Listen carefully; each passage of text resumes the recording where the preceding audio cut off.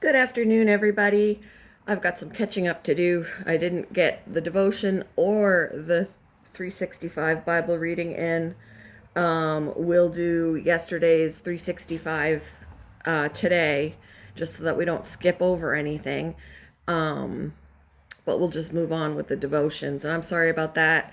I felt called to talk to somebody who was really struggling, and I literally spent the entire afternoon speaking with her.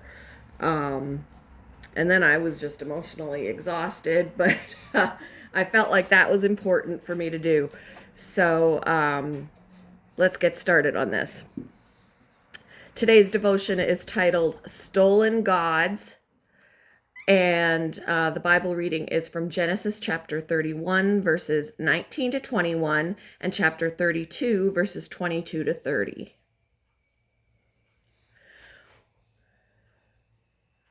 Let's see.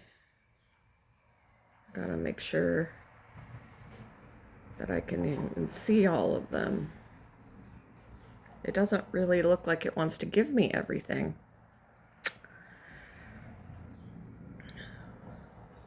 We're going to figure it out. So, chapter 31, 19 to 21. When Laban had gone to shear his sheep, Rachel stole her father's household gods. Moreover, Jacob deceived Laban the Aramean by not telling him he was running away. So he fled with all he had, crossed the Euphrates River, and headed for the hill country of Gilead.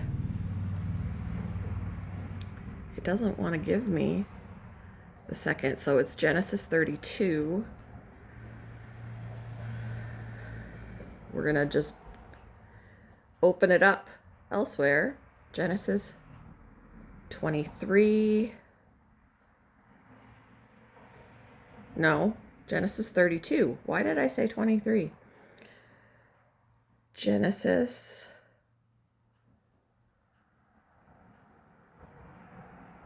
30. Did I say 32? My brain is fried, you guys. 32.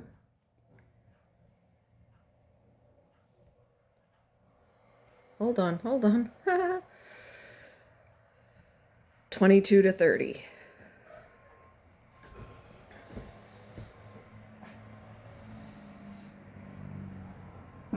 Okay. 22 to 30. During the night, Jacob got up and took his two wives, his two servant wives, and his 11 sons, and crossed the Jabbok River with them. After taking them to the other side, he sent over all his possessions. This left Jacob all alone in the camp, and a man came and wrestled with him until the dawn began to break. When the man saw that he would not win the match, he touched Jacob's hip and wrenched it out of its socket.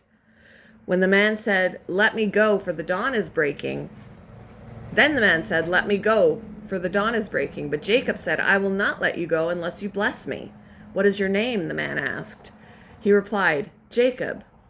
"Your name will no longer be Jacob," the man told him. "From now on you will be called Israel, because you have fought with God and with man and have won." To 30. "Please tell me your name," Jacob said. "Why do you want to know my name?" the man replied. Then he blessed Jacob there. Jacob named the place Peniel, which means face of God, for he said, "I have seen God face to face, yet my life has been spared."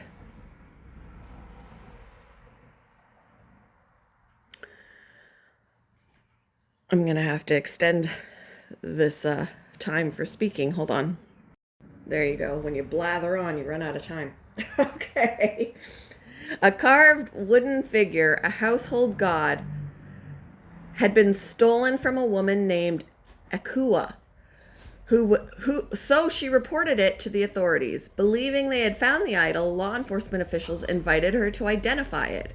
"Is this your god?" they asked. She said sadly, "No, my God is much larger and more beautiful than that." People have long tried to give shape to their concept of deity, hoping for a handmade God to protect them. Perhaps that's why Jacob's wife Rachel stole her father's household gods as they fled from Laban. But God had his hand on Jacob, despite the idols hidden in his camp. Later on that same journey, Jacob wrestled all night with a man. He must have understood this opponent was no mere human, because at daybreak Jacob insisted, "I will not let you go unless you bless me." The man renamed him Israel and then blessed him.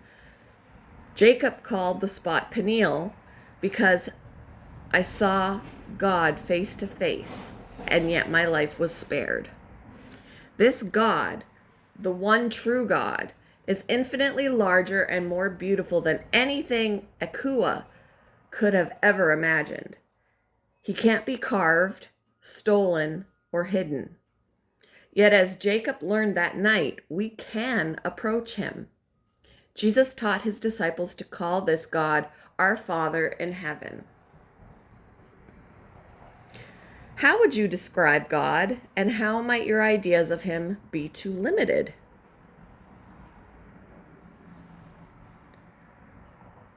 Thank you for joining me for today's devotion, and I hope you all have a wonderful day.